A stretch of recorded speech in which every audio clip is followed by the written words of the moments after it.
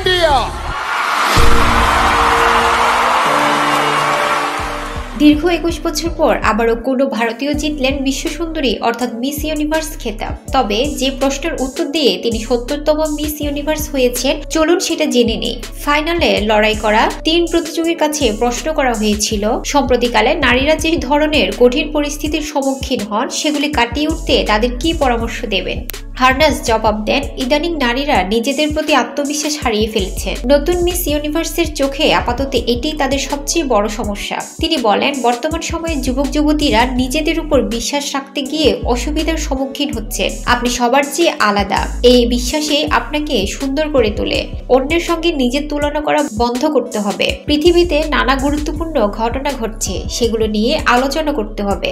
নারীদের উদ্দেশ্যে তিনি বলেন, সামনে আসুন, নিজের কথা বলুন, আপনার জীবনের নেতৃত্বে আপনি, আপনার অভিমত আপনারই। আমি নিজের উপর বিশ্বাস রেখেছিলাম, তাই আজ আমি এখানে দাঁড়িয়ে।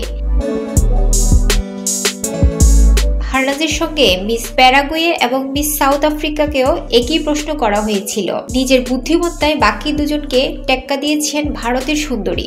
শেষ মিস ইউনিভার্সের মুকুট যে বছর ভারতের মাটিতে এসেছিল লারা দত্তের মাথায় সুসজ্জিত হয়ে, সেই বছরই ৩ মার্চ চণ্ডীগড়ে জন্ম ২০২১ সালের মিস ইউনিভার্স হারনাজ সান্ধুর। এই তরুণী শুধুই সুন্দরী নন, তিনি বুদ্ধিদীপ্ত এবং ট্যালেন্টেড। চণ্ডীগড়ের শিখ পরিবারে জন্ম হারনাজের। ১৯৯৪ সালে সুস্মিতা সেনের হাত ধরে প্রথম মিস ইউনিভার্সের খেতাব আসে ভারতে। এরপর ঠিক ৬ বছরের মাথায় ২০০০ সালে দ্বিতীয়বার মিস ইউনিভার্স হন মিস ইন্ডিয়া লারা দত্ত।